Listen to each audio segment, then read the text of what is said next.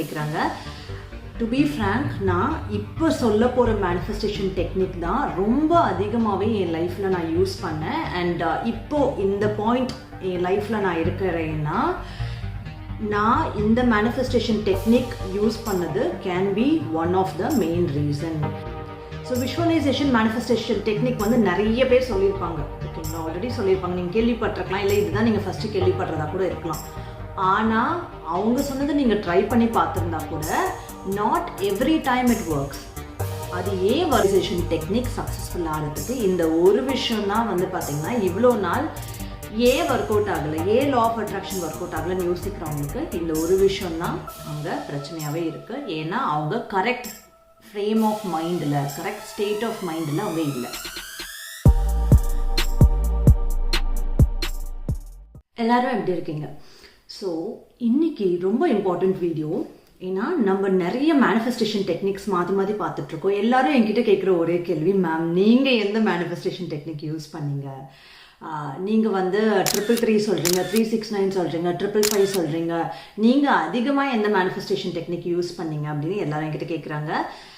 To be frank, நான் இப்போ சொல்ல போகிற மேனிஃபெஸ்டேஷன் டெக்னிக் தான் ரொம்ப அதிகமாகவே என் லைஃப்பில் நான் யூஸ் பண்ணேன். அண்ட் இப்போது இந்த பாயிண்ட் என் லைஃப்பில் நான் இருக்கிறேன்னா, நான் இந்த மேனிஃபெஸ்டேஷன் டெக்னிக் யூஸ் பண்ணது can be one of the main reason.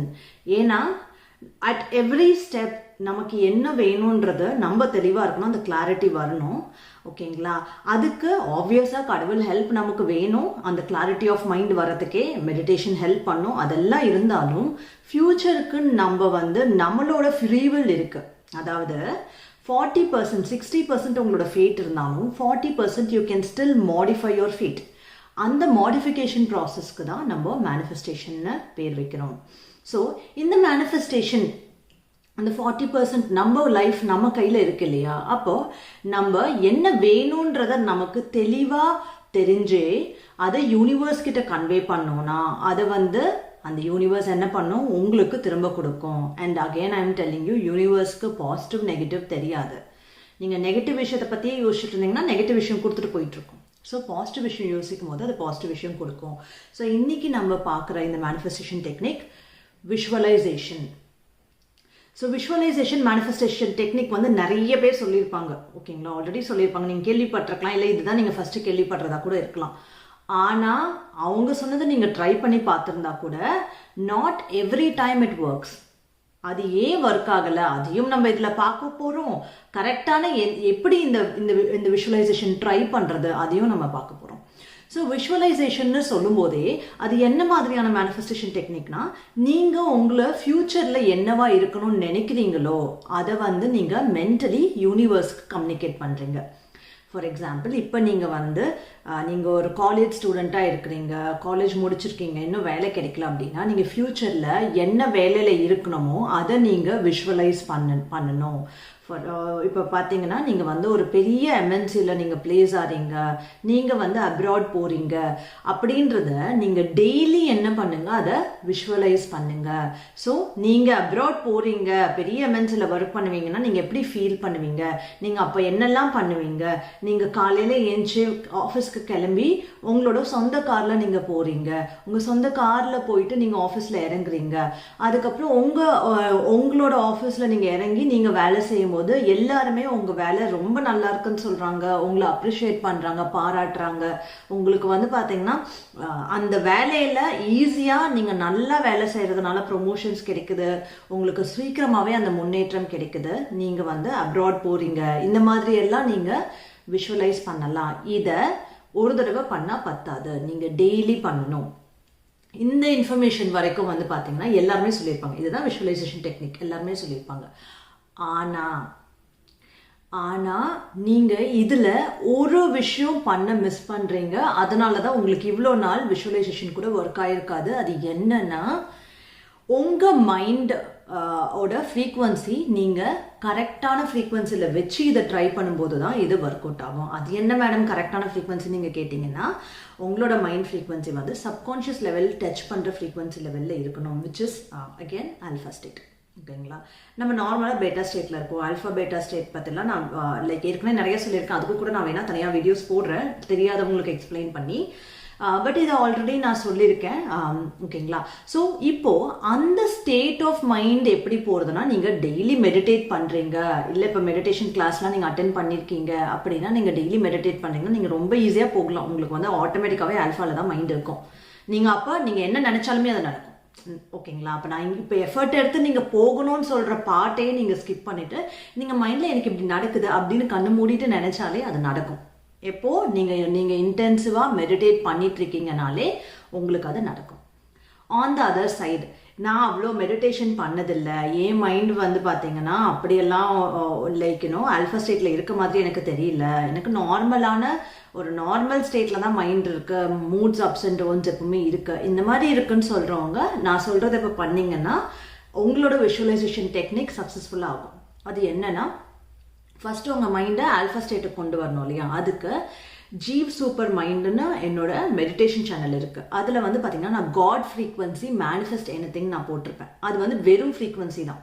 ஓகேங்களா? கைடட் மெடிடேஷன் கூட இல்லை, வெறும் ஃப்ரீக்வன்சி 963 ஹெர்ட்ஸ் ஃப்ரீக்வன்சி. அது வந்து பார்த்தீங்கன்னா mainly for these chakras, for other upper chakras. உங்களோட இந்த சக்ரா, அர்ண சக்ரா அண்ட் சஹஸ்ர சக்ரா ரெண்டுத்துக்குமே இந்த ஃப்ரீக்வன்சி ஒர்க் அவுட் ஆகும். ஸோ நீங்கள் இந்த ஃப்ரீக்வன்சி கேட்டுட்டு, அதாவது இந்த ஃப்ரீக்வன்சி வந்து பார்த்தீங்கன்னா நீங்கள் எப்போ கேட்கலான்னா, நீங்கள் நைட்டு தூங்க போகிறதுக்கு முன்னாடி இந்த ஃப்ரீக்வன்சி கண்டினியூஸாக கேட்டுட்டு, இந்த ஃப்ரீக்வன்சி கேட்டுட்டே நீங்கள் விஷுவலைஸ் பண்ண ஆரம்பிச்சிடலாம். ஸோ இந்த ஃப்ரீக்வன்சி ஒரு 10 நிமிஷம் கேட்குறீங்கனாலே அப்போ தான் உங்கள் மைண்டு வந்து ஆல்ஃபா ஸ்டேட்டுக்கு போகும். அது போகிற டைமில் நீங்கள் என்ன பண்ணணும், விஷுவலைஸ் பண்ண ஆரம்பிச்சிடணும். இந்த காம்பினேஷன் நீங்கள் பண்ணிங்கன்னா உங்களுக்கு தாராளமாக போதும் உங்களோட விஷுவலைசேஷன் டெக்னிக் சக்ஸஸ்ஃபுல் ஆகிறதுக்கு. இந்த ஒரு விஷயம் தான் வந்து பார்த்தீங்கன்னா இவ்வளோ நாள் ஏன் ஒர்க் அவுட் ஆகலை, ஏன் law of attraction work out ஆகலைன்னு யோசிக்கிறவங்களுக்கு இந்த ஒரு விஷயம் தான் அங்கே பிரச்சனையாகவே இருக்குது. ஏன்னா அவங்க கரெக்ட் ஃப்ரேம் ஆஃப் மைண்டில், கரெக்ட் ஸ்டேட் ஆஃப் மைண்டில் அவங்க இல்லை.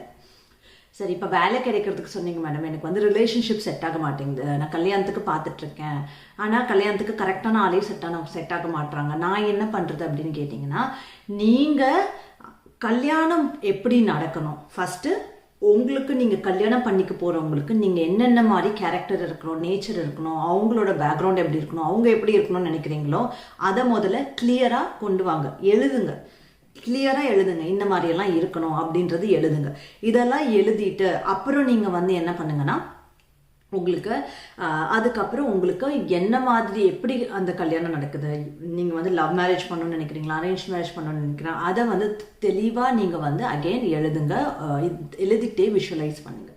இதெல்லாம் நீங்கள் ஒன் டைம் எழுதி வச்சுக்கிட்டீங்கன்னாலே உங்களுக்கு தெளிவாக கிளியராக தெரியும் இதுதான் உங்களுக்கு வேணும் அப்படின்றது தெரியும். அதுக்கப்புறம் உங்களோட மேரிட் லைஃப் எப்படி போகணும், நீங்கள் இங்கே இருக்கணும்னு நினைக்கிறீங்களா, வேறு கண்ட்ரி போகணும்னு நினைக்கிறீங்களா, இல்லை நீங்கள் ரெண்டு பேருமே எந்த மாதிரியான ஒர்க் பண்ணணும்னு நினைக்கிறீங்க. சில டைம் வந்து பார்த்தீங்கன்னா நான் எனக்கு டாக்டர் தான் வேணும், கல்யாணம் பண்ணியிருக்கேன், அப்படியெல்லாம் கூட கன்சல்டேஷன் வந்து சொல்கிறாங்க. ஸோ அது அப்படியெல்லாம் கூட எக்ஸ்பெக்டேஷன்ஸ் இருக்குது, which is not bad, that's your expectation. உங்களுக்கு எந்த மாதிரியான எக்ஸ்பெக்டேஷன் இருந்தாலும் நீங்கள் அதில் எழுதி விஷுவலைஸ் பண்ணலாம். But one thing, be very careful, நீங்கள் எழுதுறது அதே மாதிரியாக வந்துடுற சான்ஸ் இருக்குது. ஃபார் எக்ஸாம்பிள் சொல்லணும்னா, நீங்கள் வந்து எழுதும்போது நீங்கள் பெருசாக ஹெல்த்தில் கான்சென்ட்ரேட் பண்ணாமல் இருக்கலாம். ஓகேங்களா? நீங்கள் வந்து நல்லா வேலையில் இருக்கணும், நல்லா ஏர்ன் பண்ணணும், ஸ்மார்ட்டாக இருக்கணும், இந்த மாதிரி மட்டும் எழுதி ஹெல்த்தில் கான்சென்ட்ரேட் பண்ணாமல் எழுதுனீங்கன்னா மேபி அப்போ வரவங்களுக்கு இதெல்லாம் இருக்கும், கூட ஹெல்த் இஷ்யூஸும் வந்துடுற சான்ஸ் இருக்குது. ஓகேங்களா?